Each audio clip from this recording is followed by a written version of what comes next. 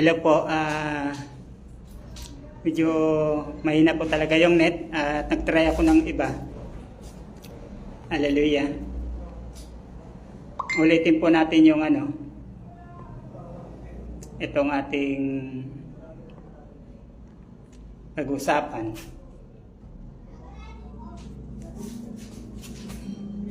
Sige po, ikaw po natin ulit. Invite po natin ulit po yung ating mga friends.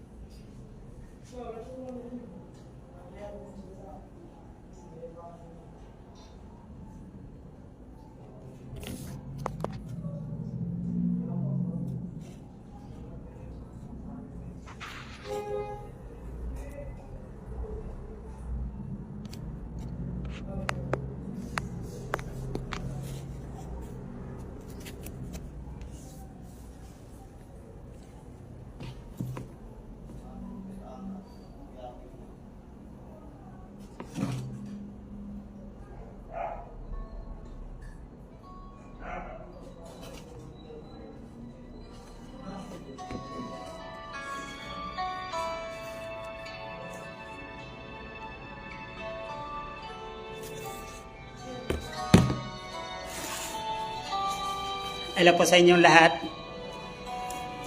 Sorry po at nagkaroon po ng interrupt sa aking connection.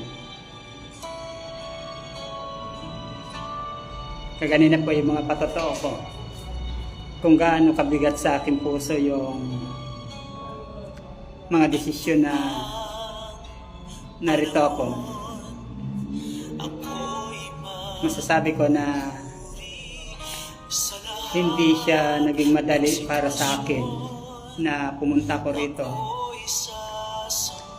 Yun na siguro yung naging pinakamabigat sa akin, yung pagpunta ko rito sa Manila.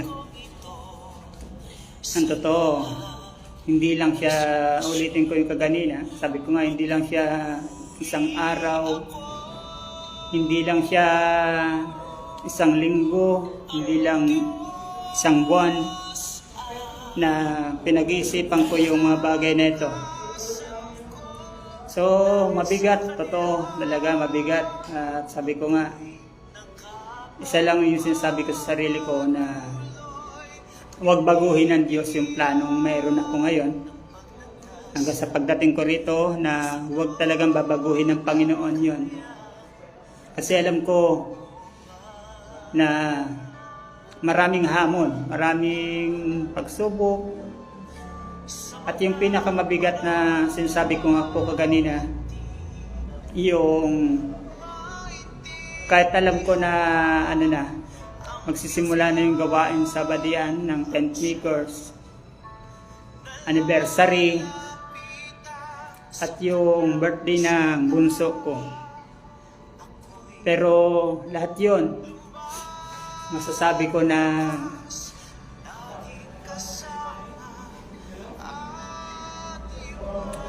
mahirap kasi dumating po talaga kami sa point na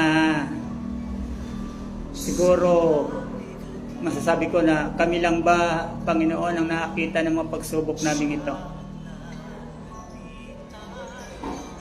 Totoo po yun. Pero sa lahat ng yun, sabi ko nga, may kanya-kanya tayong mga pagsubok na haharapin. Pero sa lahat ng yon, naniniwala ako na hindi nagbibigay ang Diyos ng pagsubok na hindi natin kaya. So kanina, nabanggit ko na maaring sa ibang mga kapatiran, baka masabi nila na ang hina naman ng pananampalataya ako. Pero okay lang po yun, maintindihan ko po yun. Hallelujah, maintindihan ko po yung bagay na yun. Pero sa lahat-lahat pa rin, sasabihin ko, ang Diyos po yung nakakaalam ng isip ko, ng puso ko, yung bigat na dinanas namin. Kaya patuloy akong umaasa sa Panginoon na di niya kami pagkukulangan kahit nandirito na kami. Hindi niya kami pababayaan. Mabigat sa akin kasi alam ko na may responsibilidad na ako. Lalo ngayon na doon pa sa church namin gaganapin yung tent makers. At hindi lang yun basta ganon. So, dumating kami sa point na napakahaba ng mga pagpaplano, pag-uusap. Pero dumating din kami sa punto na tinitignan namin yung financial na pangailangan. Pero sabi ko nga, sige lang. Sabi ko, isa lang din naman ang ko. Na di baling nagsasakripisyo tayo. Di baling danasin yung ating mga bagay na ito. Kasi para naman sa Panginoon yan eh. Wala naman tayo talaga may bibigay daw sa Kanya, kundi yung makitang susunod pa rin tayo sa kabila ng napakabigat siguro na masasabi ko mabigat talaga yung pagsubok na meron kami. Isa lang naman ang ko, na wag alisin ng Diyos sa aming buhay. Yung paniniwala namin. At tulad ng sabi ko kanina,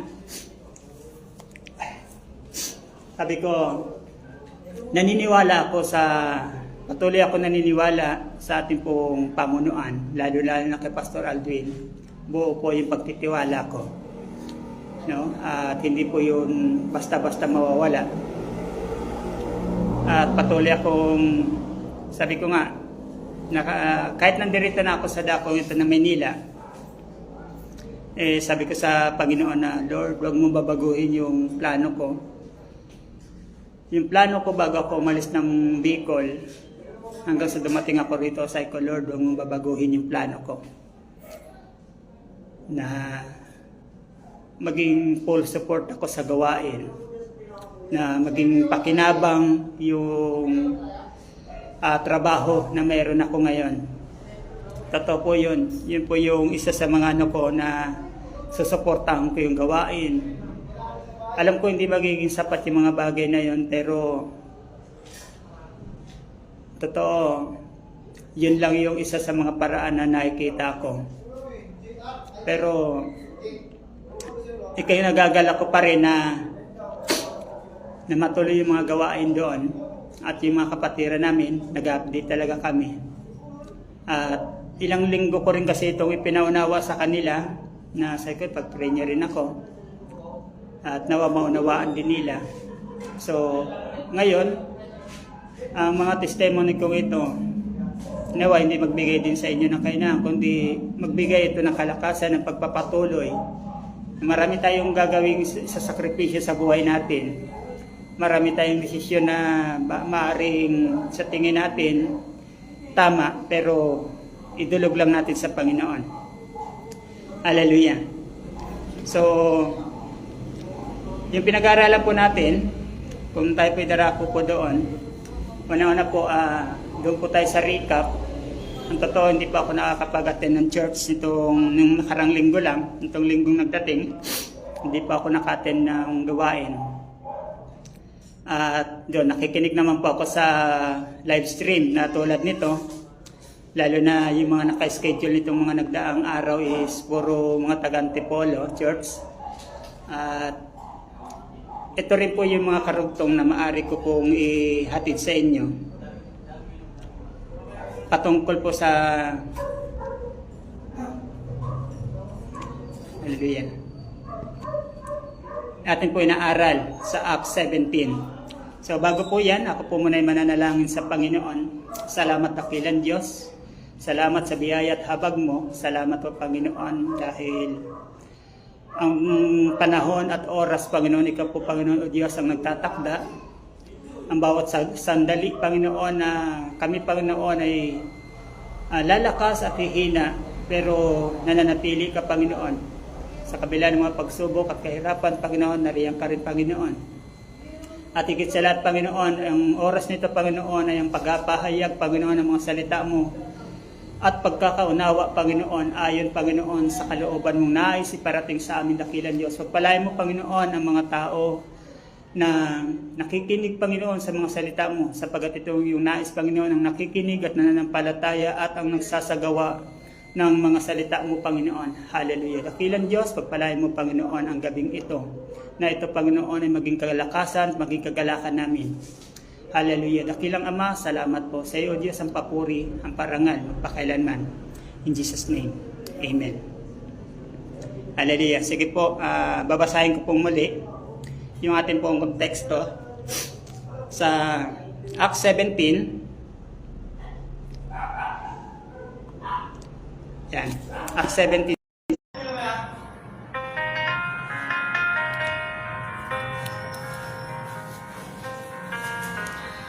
Magandang gabi po sa inyong lahat.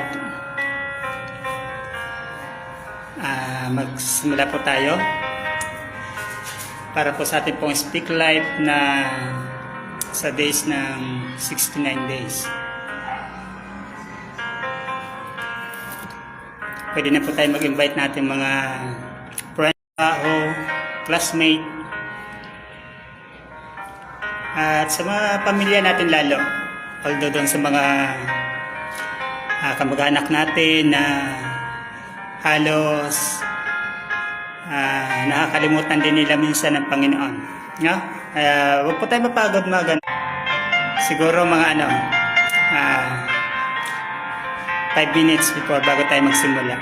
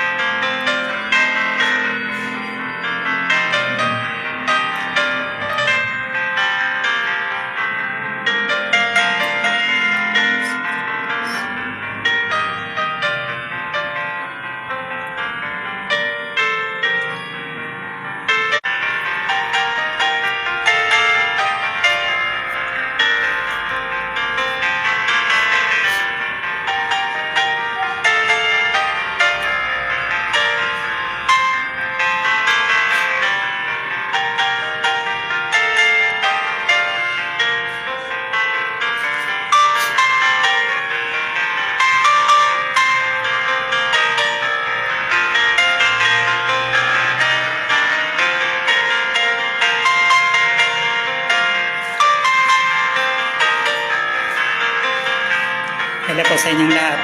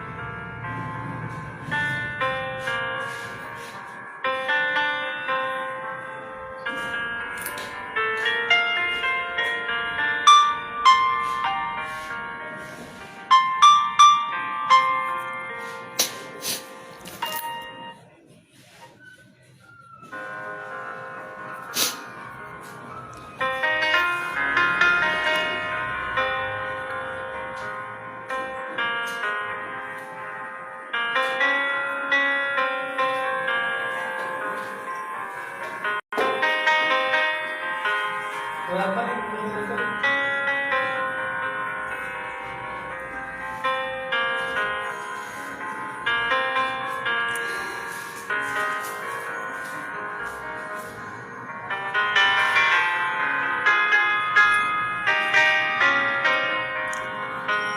Hello po sa inyong lahat, sa lahat po ng nakakakita na po ngayon. Sa lahat po ng nanonood, bumabati kay Sister Lilibet, kay Sister Hazel. Hello po. Palain po kayo ng Panginoon. Talaga pong napaka-aktibo po ninyo sa inyong pagsubaybay sa gawain ito. Hallelujah.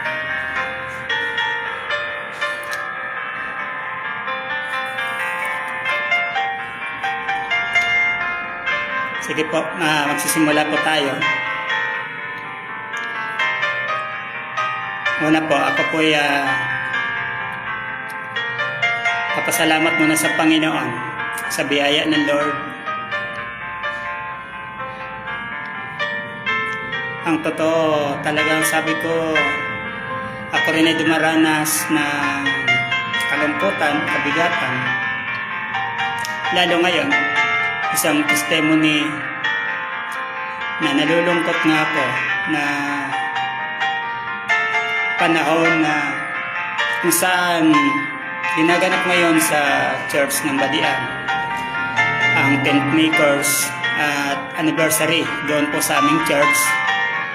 Pero sa isang banda,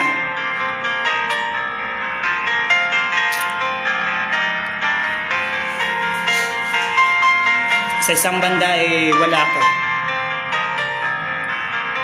Okay. Nais kong sabihin sa inyo na bagamat napakabigat sa buhay ko, sa sarili ko, yung desisyon na ginagawa ko ngayon na ako ay nandito sa Dakong Maynila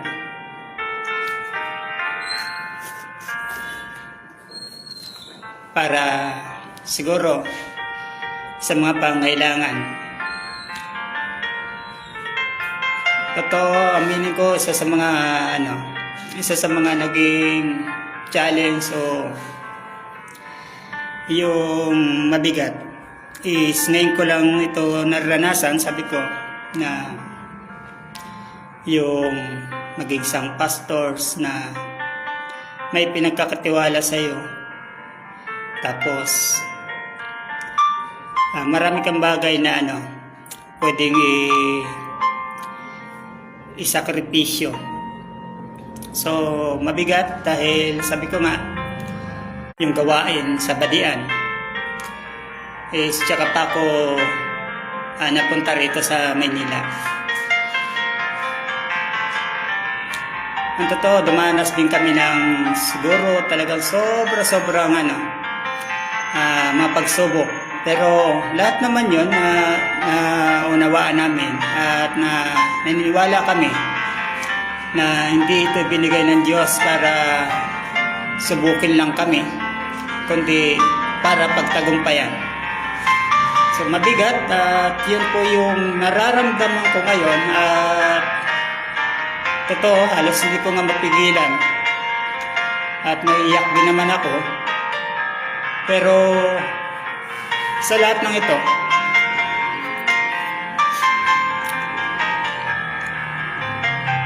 ang sabi ko sa Panginoon na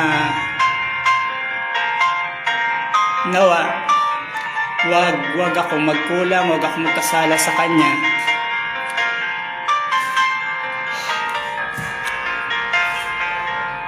At sabi ko nga sa aking mga nasawa na ano man yung plano namin para sa gawain ng Panginoon. May mga plano, pero sabi nga namin, hindi ito, sabi ko, Diyos ko, ano man itong mga plano namin mula nung pumunta ko rito, huwag mong babaguhin.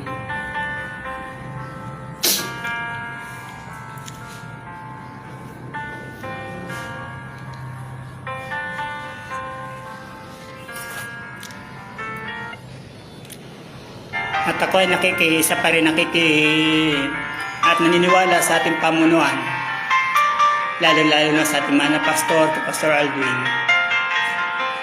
At ako'y, sabi ko nga, hindi magbabago yung pagtitiwala ko, hindi mababago, mababawasan yung pananampalataya ko. Hindi, sabi ko nga, maunawaan ng iba, ano man yung mga naging desisyon ko ngayon. Siguro natitiyak ko na hindi lamang ito isang araw, hindi lamang ito isang linggo kung pinag-isipan, hindi lang isang buwan. Siguro maraming beses at inidulog ko rin ito sa Panginoon, tama ba? Pero, yun, sabi ko kasi, siguro kailangan din, no?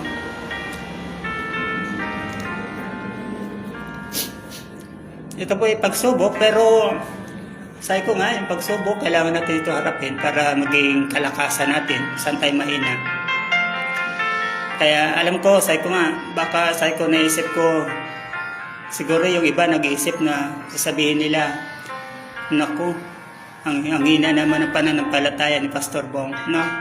Pero okay lang po yan. Totoo po, okay lang na maisip niyo po yung mga bagay niya. Pero sa lahat ng yon, sabi ko nga, Diyos lang din nakakakilala sa akin. Yung Diyos lang nakakabatid at nakakalam ng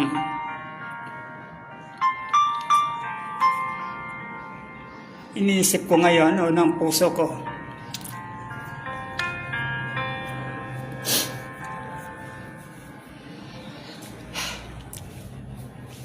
So, salamat po. At ayan lamang po aking pasasalamat. Sabi ko nga, hindi ako magsasawang suportahan yung gawain, lalo ng sarili ko. At sabi ko sa Panginoon, huwag mong babaguhin, Lord, yung plano ko. Na hindi ako, sabi nga, hindi ako malinlang, hindi ako madaya ng sanlibutang to. Tulad po ng mga tungkol po naman sa recap natin is hindi pa ako nakapag-charge itong karang linggo. Pero nakikinig naman po ako sa mga pagtuturo rin nating mga kapatiran, lalo na sa Antipolo Church, na sila yung halos naka-schedule nitong nagdaang linggo. So, sorry po, medyo po mahina po yung connection dito sa area namin. At nawa,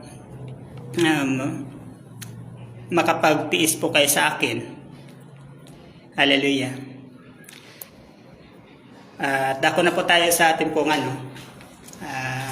pag-aaralan sa Gawa 17 sa talatang 16 hanggang 34. Akin pong mabasahin.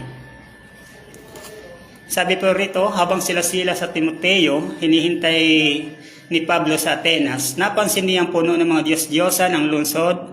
Labis niyang ikinalungkot iyon. Kaya nakipagpaliwanagan siya sa loob ng mga sinagoga roon sa mga Hudyo at nakipagtalo sa kanya ang ilang pilosopong Epicureo at kay Jesus at sa muling Hallelujah. So, pasensya na po talagang nawawala-wala po yung signal. Talaga pong halos lahat kami rito.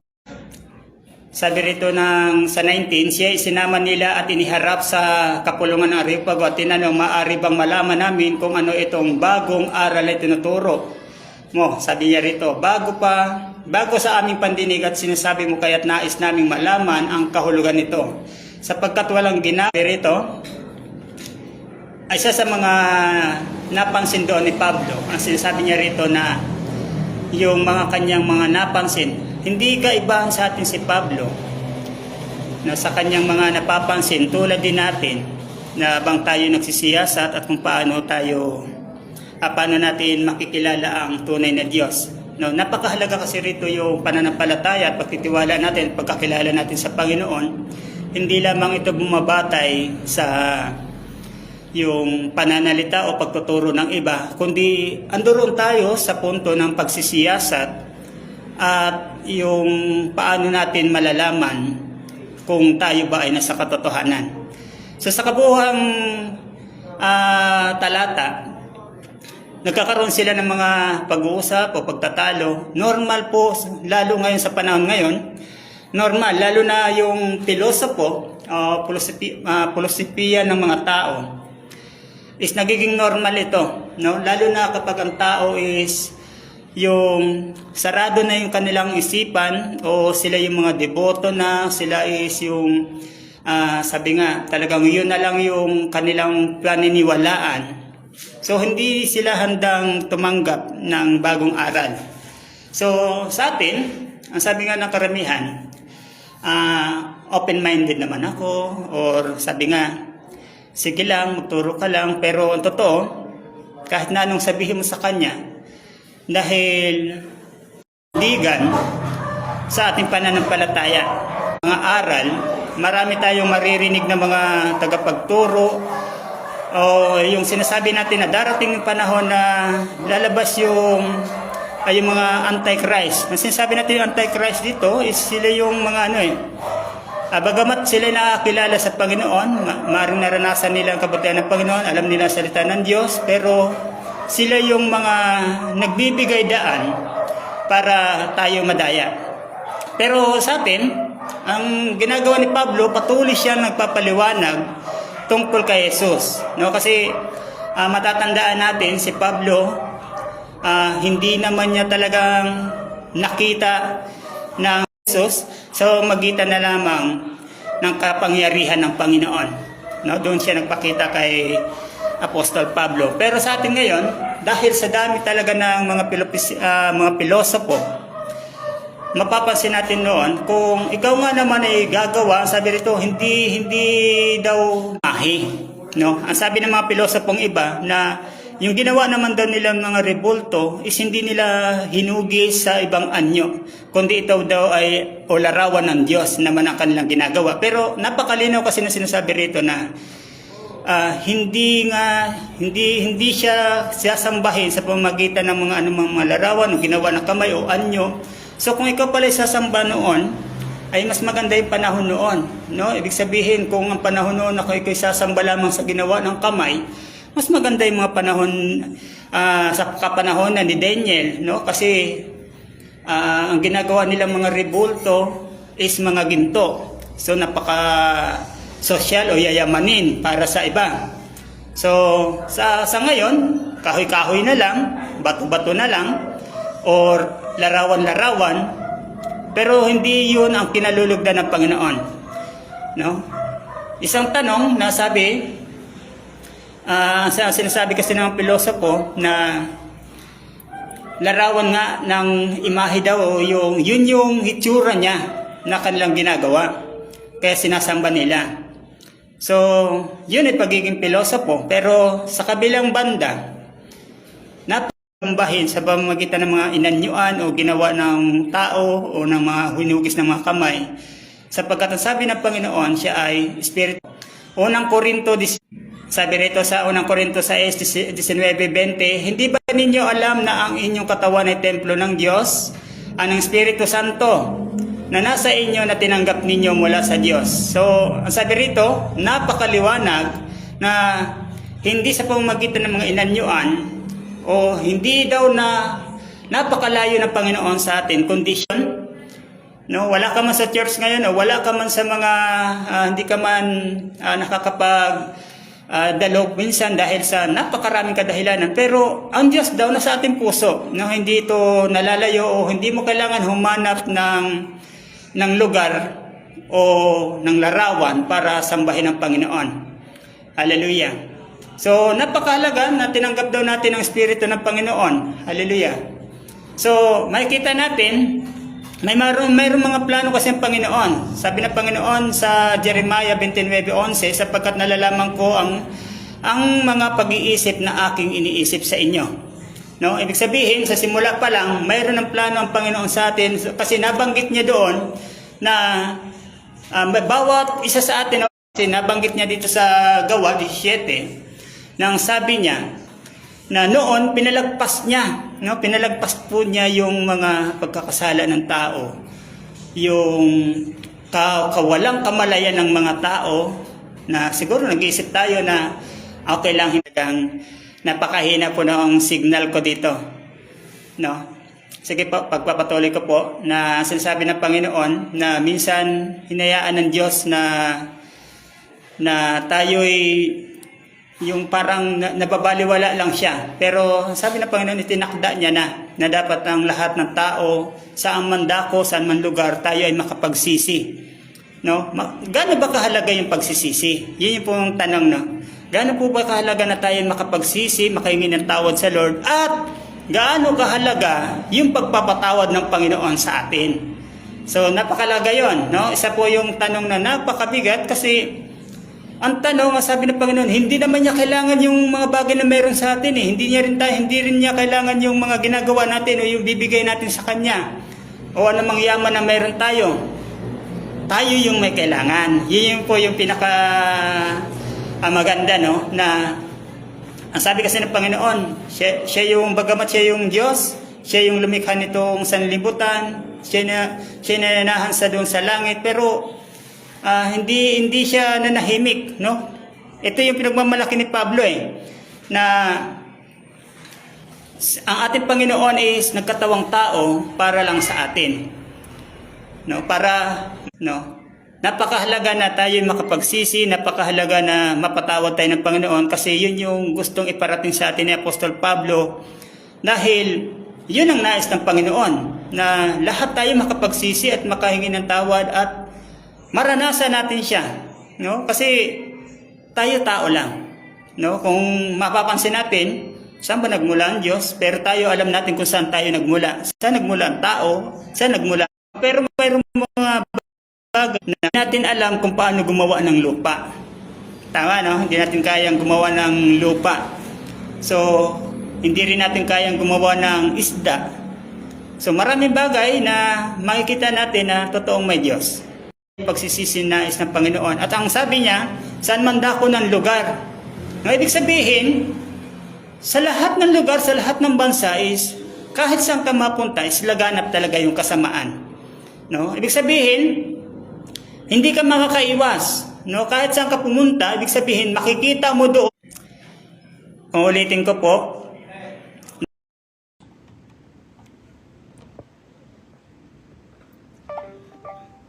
ayan, good evening po.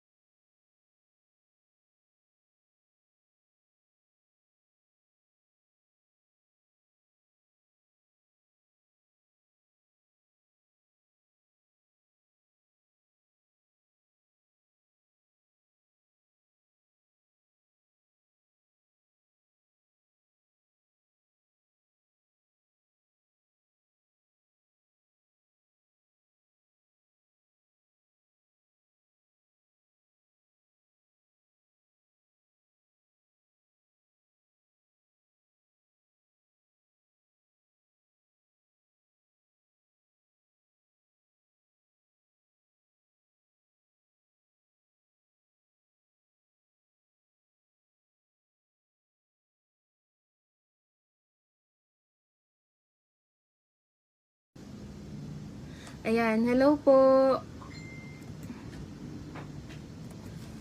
Ayan, ayan, sorry po, wala pa lang, nagka-problema po yung aking laptop. Wala pala po akong sound kanina. So, sige po, you can tag and share na po ulit nitong ating pong live, and it is a continuation lang po nung kay Pastor Alan kanina since humina rin po yung kanyang signal. So, sige po, pwede na po mag-tag and share. Ayan, pakishare na lang po ng ating live for tonight. So, sige po.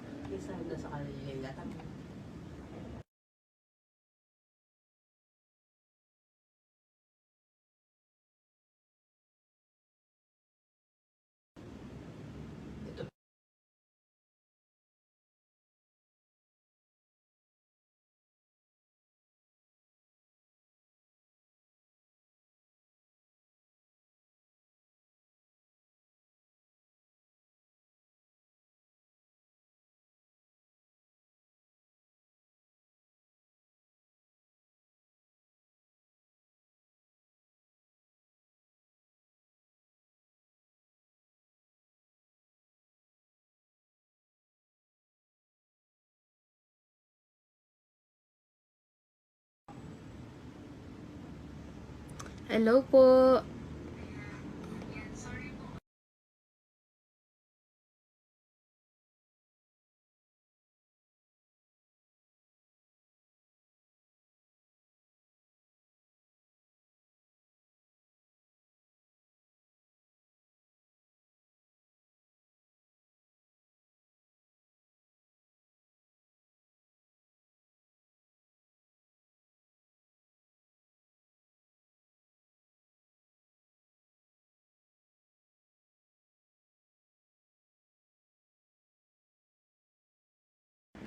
Ayan po, hello po. Ayan, hintayin ko lang po na makapag-tag and share po yung ating pong ibang mga kasamahan. So, pa-thumbs up na lang po if clear po yung aking sound, yung dating ng sound ko po sa inyo.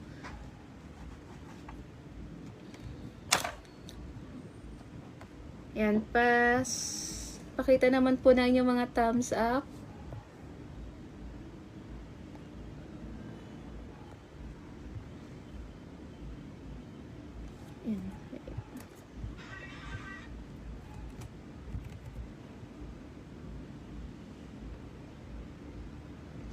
Ayan po, siguro po, continue ko na po. So, again po, in continuation po doon sa tinapik ni Pastor Alan kanina. So, nabanggit niyo po dito that we have to repent. Ayan, we have to repent po dun sa mga bagay na alam natin na hindi nakalulugod sa harapan ng Lord. So, dito po sa ating i-continue, dito sa verses 30 to 34 po ng Acts 17. So, meron po akong objectives dito na I want to emphasize po sa bawat isa sa inyo. Una is to understand the grace of God through His patience towards His people. So, makita natin at maunawaan yung grace ng Lord sa atin sa pamamagitan po ng Kanyang pagtitimpi or pagtitiyaga sa atin or sa lahat ng mga tao. But also, to emphasize or to reflect po yung gravity naman ng judgment or God's judgment to come. Syempre, hindi po yun hindi yun maaalis or mawawala sa since ang Lord ay justice or just. Therefore, dun sa mga kasalanan po ng tao ay may kaakibat po ito na judgment or parusa na kakaharapin. So, yung key points na gusto ko ditong i-emphasize also is God commands all people to repent because there will be judgment day for all. And because judgment is certain and Christ is the appointed judge and savior po, kaya na topic or na banggit dito ni Paul na itong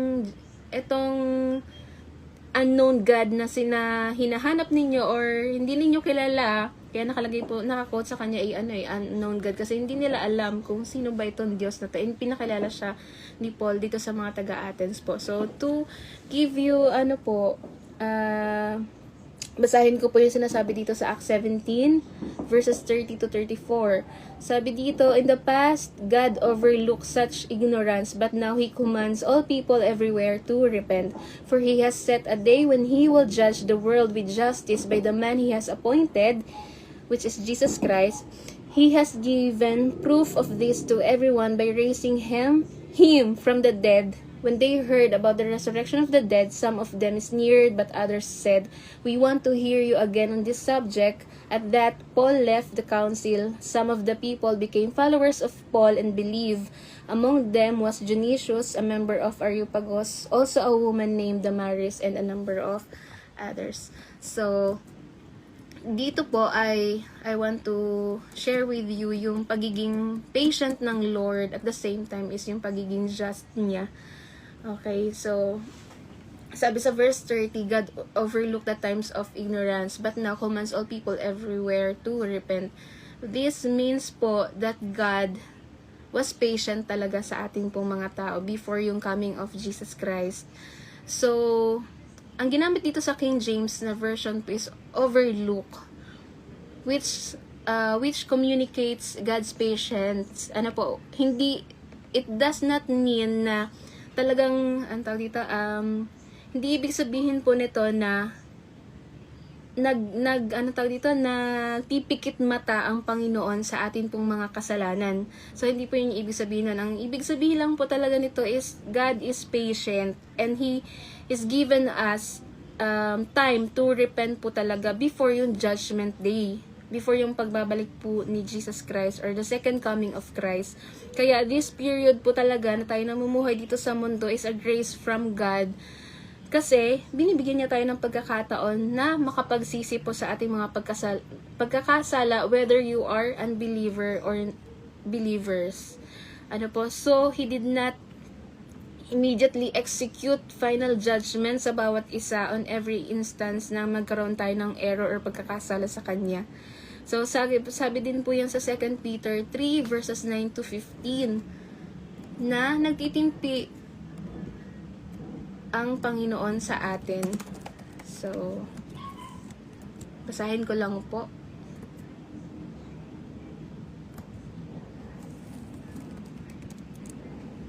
Sabi dito, the Lord is not slow in keeping His promise, as some understand slowness.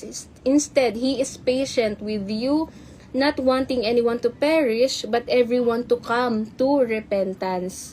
So, but the day of the Lord will come like a thief. The heavens will disappear with a roar, the elements will be destroyed by a fire, and the earth and everything done in it will be laid bare. So, sige po, talon ako ng 15. Bear in mind that our Lord's patience means salvation, just as our dear brother Paul also wrote to you with the wisdom that God gave him. So, maliwanag po dito na nagtitimpi ang ating Panginoon sa ating mga pagkakasala, kasi hindi niya gusto na ang bawat isa sa atin ay mapahamak, kundi ang bawat isa daw ay nagkaroon or magrepent sa Kanyang harapan, or tayo po ay magsisi dahil nga ay walang kasalanan na makakapasok sa langit. At kung tayo po ay gumagawa ng kasalanan or sabihin nga na namumuhay sa pagkakasala or nagkasala ka sa Lord pero hindi mo ito hiningi ng repentance sa Kanya, ay makakamtan po natin yung judgment ng Panginoon pagdating ng panahon. So, yung delay na sinasabi dito sa 2 Peter is an expression of God's mercy. Yung sinasabi ko nga po kanina na giving people time to repent.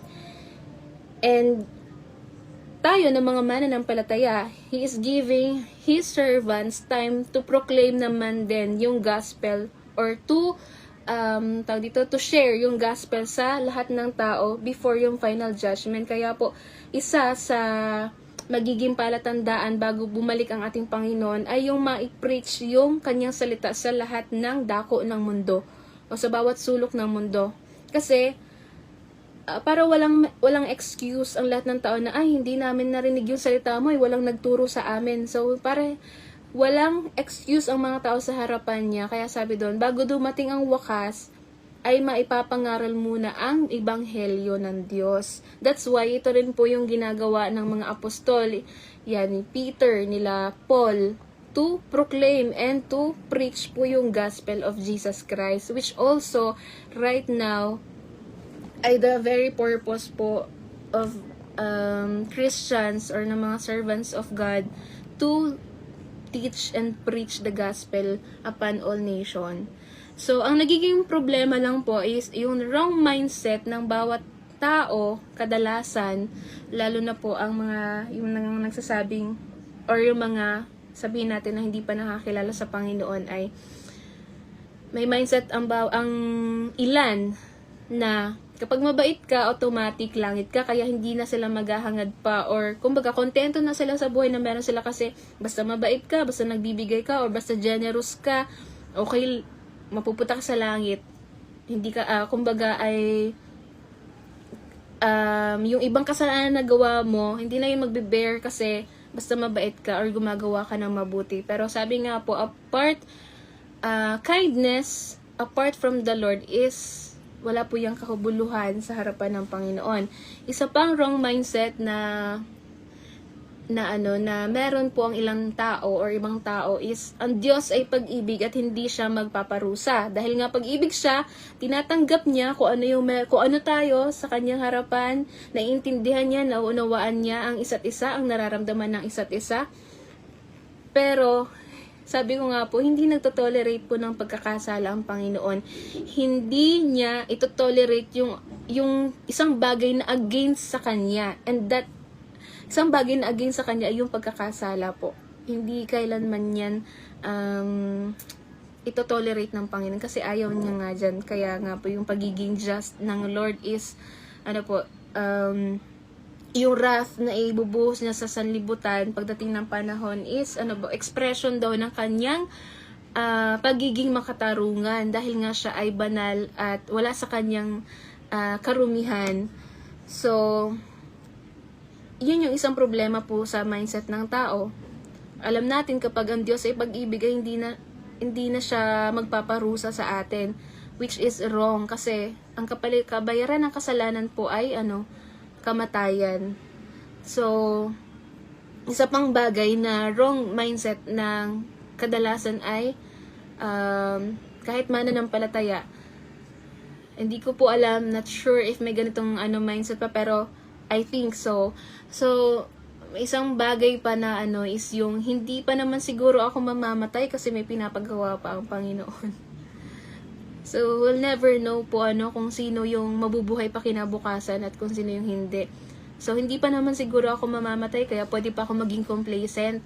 Hindi pa naman siguro ako mamamatay kaya pwede pa akong gumawa ng mga gusto kong gawin kahit hindi na ito align sa gusto ng Panginoon. So, yun yung mga wrong mindset na problema ng bawat or ng karamihan, even believers or unbelievers po, Pero, sabi nga po ay this is a grace period ng Panginoon kasi pag dumating ang time na bumalik na siya, wala na tong grace na to, magi-end to kasi yung time na yon ay para kunin ang mga naniniwala sa kanya at parusahan naman po yung mga tao na hindi talaga nagpakita ng pagsunod sa kanya or hindi nagpakita ng pananampalataya sa kanya. So now, the command is to repent. Universal po ito, lahat ng tao. Kaya sabi dun sa binasa natin kanina, all people everywhere, God is calling us to repent. That means, yun nga, even believers or unbelievers should come to repentance. At ang mga mananampalataya naman po ay hindi lamang tayo one time nag-repent sa harapan ng Lord. Yung initial repentance natin is pagpapakita din ng ating pananampalataya or initial faith natin sa Lord. But as we go along at tayo po ay nagpapagamit or naglilingkod sa Panginoon ay repentance should be continuous, kumbaga. At yun nga po, gaya din na ko sa Crusher po kanina is tayong mga mananampalataya kapag nagkakasala tayo, nagkakaroon tayo ng godly sorrow, kumbaga binabagbag ng Lord yung ating kalooban or yung ating puso, yung ating damdamin for us to come to repentance. So if we will not come to God in repentance, we will let that grace ng Lord to be in vain. Kasi ibinigay yan ng Panginoon biyaya yan para sa lahat ng tao. Itong time na to, itong grace period niya, mawawalang kabuluhan po itong grace na to if we will not come to God in repentance. Kasi nga, pagdating ng panahon at tayo ay matagpuan ng Lord na hindi tapat na naglilingkod sa Kanya, then everything will be in perish. Ano po? So, repentance is often misunderstood. Sa paanong paraan po? Repentance is a way ng Lord sa atin, or we can say na gift ito din sa atin ng Panginoon na maramdaman natin itong bagay na ito.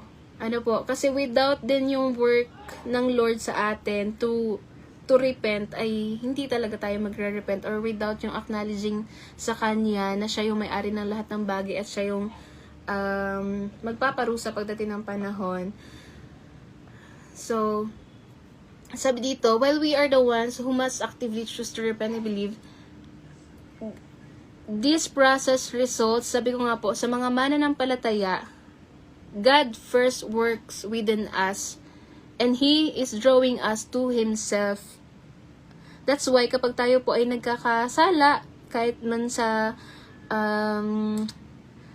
kapag nagkakasala tayo sa mga bagay, sa isip, sa salita, sa gawa, ay talagang gumagamit or gumagawa talaga ng way ang Lord to tapikin tayo sa mga bagay na ito. This process results in godly sorrow na binabanggit ko po kanina, which work sa ating buhay po. Ano po sabi din sa 2 Corinthians 7:10.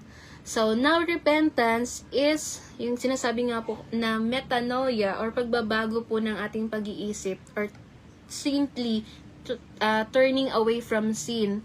So, if you are continuously doing the same sin, meaning tayo po ay unrepentant pa rin.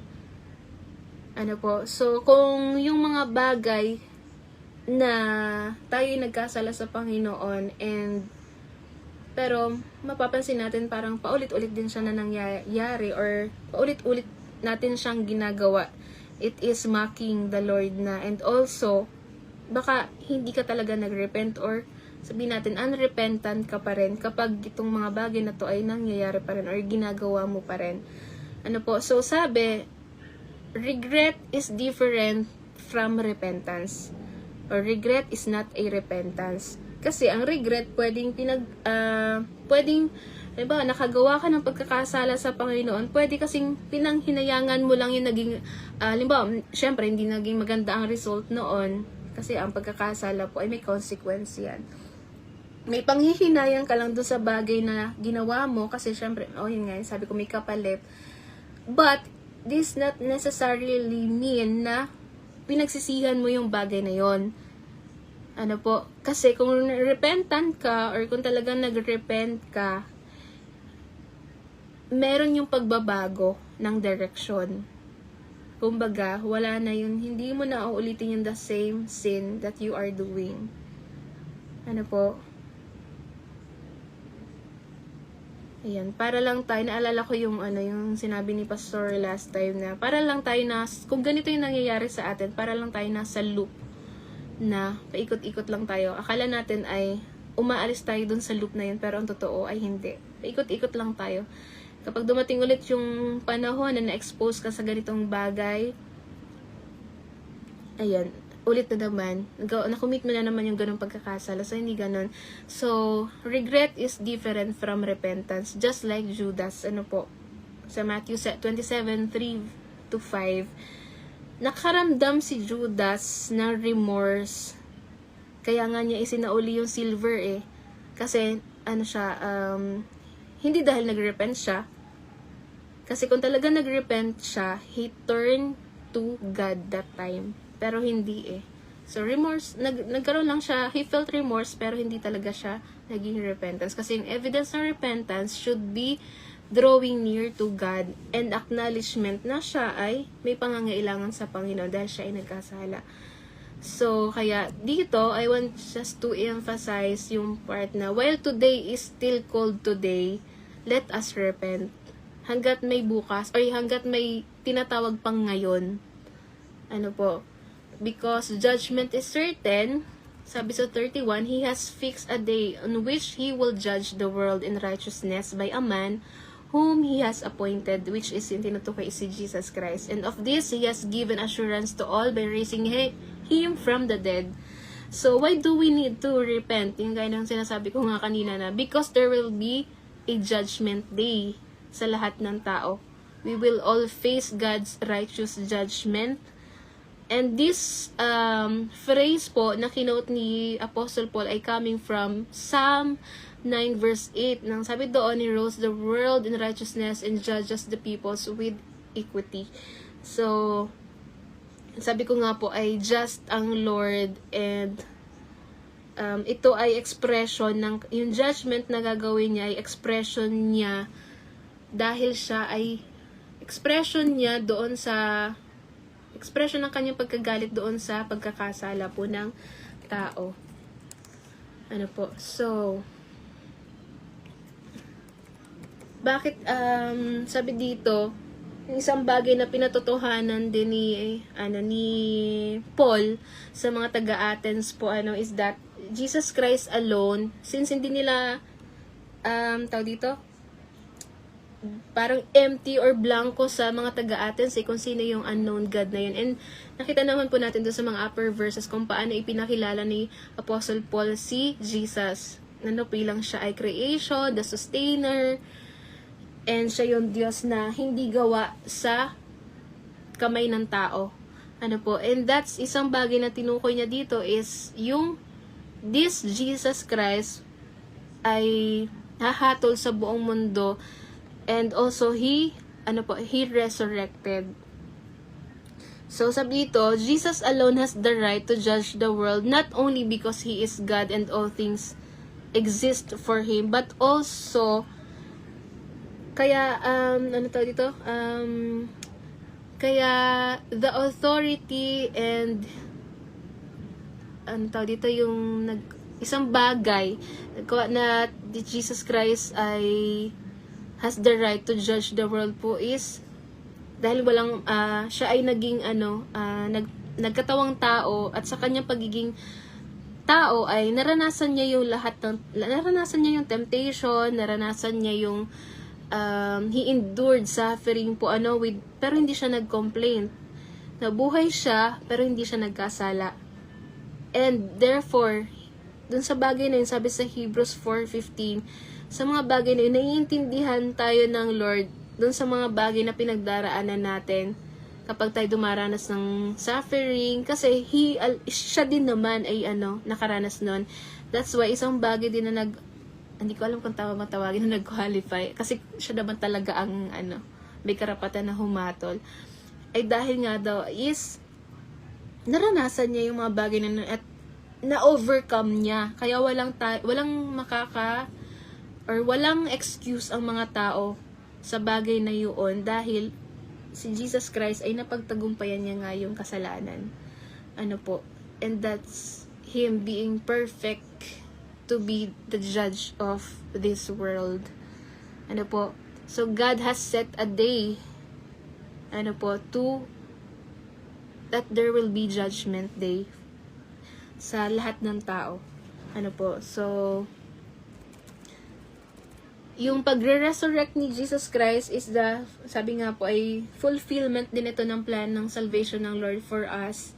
Yung plano ng Lord sa atin, yung salvation na ipinagkatiwala niya. Yung pagre-resurrect ng Panginoon is a proof that we have the guarantee, those who believe in Christ has the guarantee na tayo din naman ay bubuhayin muli ng Panginoon pagdating ng panahon if tayo ay nananampalataya sa Kanya.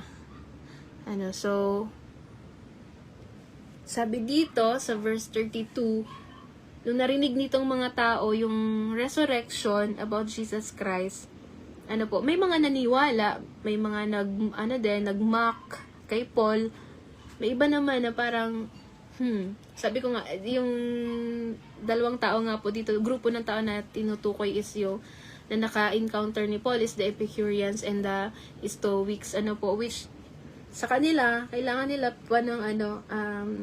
kailangan nila ng proof, para lang din siyang agnostics. Nabanggit ko nga rin po kanina sa na they need proof, more proof na may Diyos na lumikha nitong sanlibutan. But sabi dito, hindi naman din natin control yung response ng mga tao na sinasharean po natin gaya ng ipinakita dito sa verses na to, na may mga niniwala, may mga nagmock din or hindi naniwala, at may iba naman na parang hindi pa naging enough yung yung binigay ni Paul na testimony about Jesus Christ. So, pero hindi natin isasawalang bahala na yung mga tao na yun na hindi naniwala, kasi sabi ko nga, habang may panahon pa today na magrepent sila sa harapan ng Panginoon, ay there's still a chance for them to be saved if they will repent. So wait lang. Ayan, so may nabanggit po dito na mga evidence din talaga na may mga may mga nanampalataya naman na which also teach us mga mananampalataya na to continue to share talaga ng gospel, kasi kahit may mga hindi maniniwala, meron din talagang maniniwala, at yung mga maniniwala na yon ay buhay yun na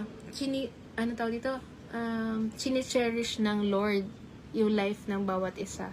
So tayo bilang mga servants of God, ito yung ating purpose, to share yung kanyang gospel upon all nation, so that sila din naman ay magkaroon ng kaligtasan sa harapan ng Lord. So ayan.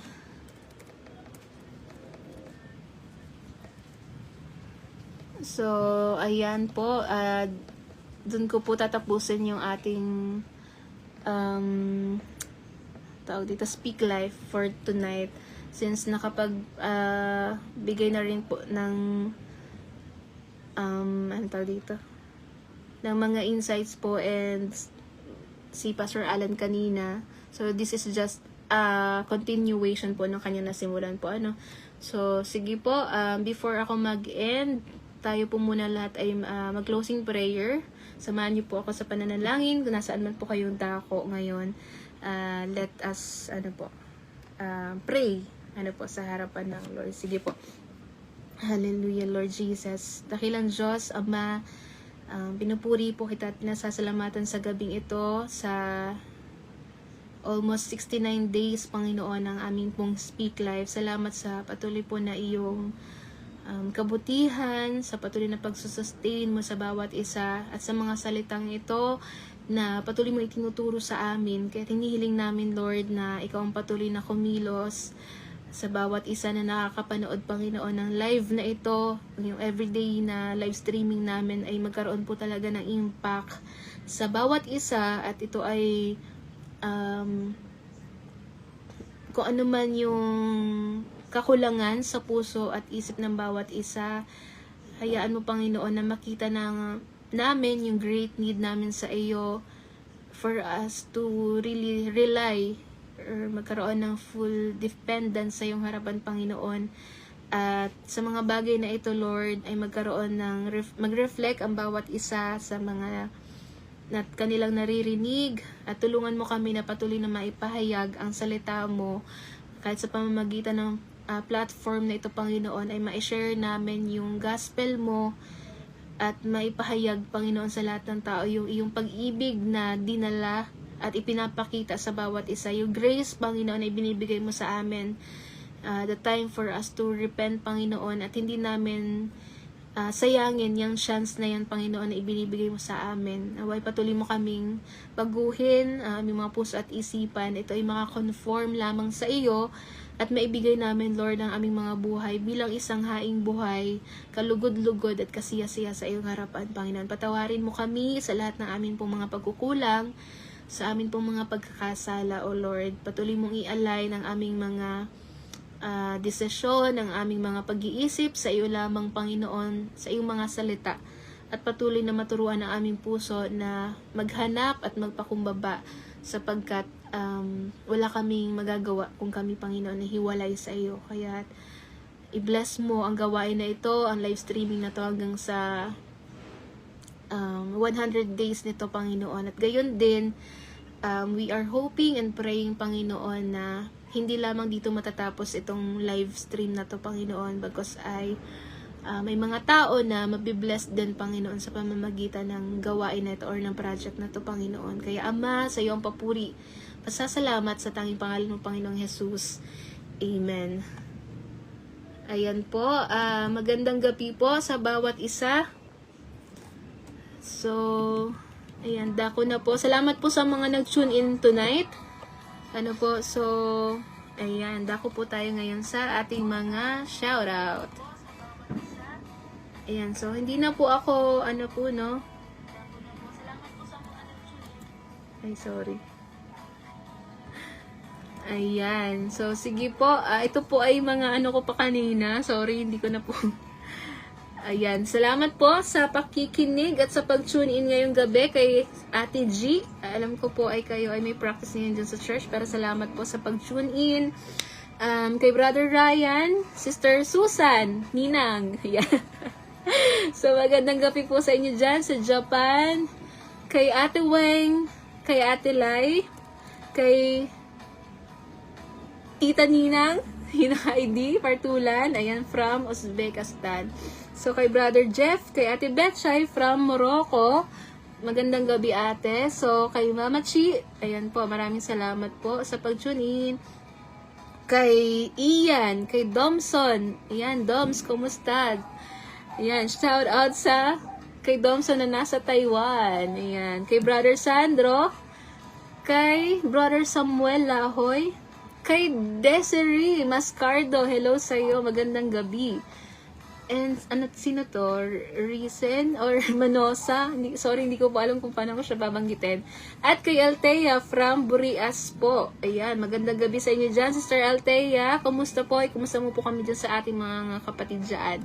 Kay Brother Ronald Galdo, Sister Landy Leon, kay Sister Leia Joy, salamat po sa pag-tune in. Bagaman kayo po ay pa-practice ngayon. Salamat kay Pastor J na nasa Bicol po ngayon, kasama po nila Pastor Aldwin, yan, at na ating pong mga kapatid pa, dahil meron pong tent makers doon ngayon. Kala Pastora Mirna, ayan, magandang gabi po sa inyo dyan sa Badian. So, sino to? Prias Montiliano Cecil, magandang gabi po, salamat po sa pag-tune in. Sino pa ba?